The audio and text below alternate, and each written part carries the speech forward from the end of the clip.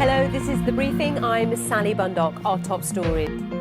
A very warm welcome to the programme. We're going to brief you on all you need to know in global news, business and sport. We're asking for your take on digital money. Are you an investor or are you a sceptic? Our top story this hour is that 5 militants have launched an attack on a military base in the Afghan capital, Kabul. Now let's take you to France next. Parisians are battling a swollen river, the River Seine, as they attempt to get to work. Now let's talk you through all the sports news. It's over to the BBC Sports Centre for that.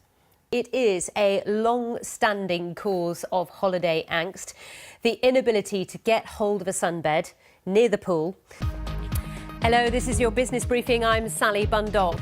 And the financial markets start a brand new week in Asia. And as you can see, in most markets, stocks are headed higher, following on from Friday's lead. Brexit dominates the headlines again. The UK Prime Minister is said to be fighting battles within her Conservative Party, which means EU rules continue to apply, even though the UK will have no say in making any changes. In Singapore, to get the lowdown on this, Sharanjit Lail's there. Nice to see you, Sharanjit.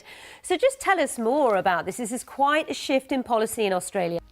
Now, we seem to have problems connecting with our guest in Brussels for some reason, which is a real shame. So I won't be able to dig deeper into that story, our top story today from the European Union. But we'll talk about that in the news briefing because my guest, Oliver Cornock, will be back from Oxford Business Group, and it is all over the papers, and we'll look at that very shortly. That's how things ended on Friday on Wall Street. Another really strong week for the United States.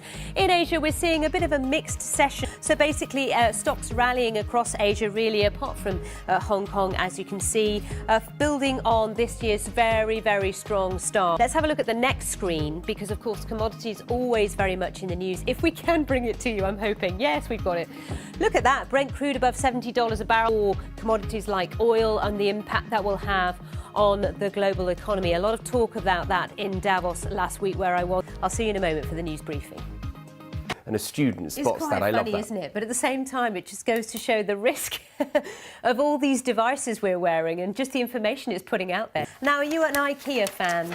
Have you built lots of this stuff and lost bits? I'll see you very soon. Bye-bye.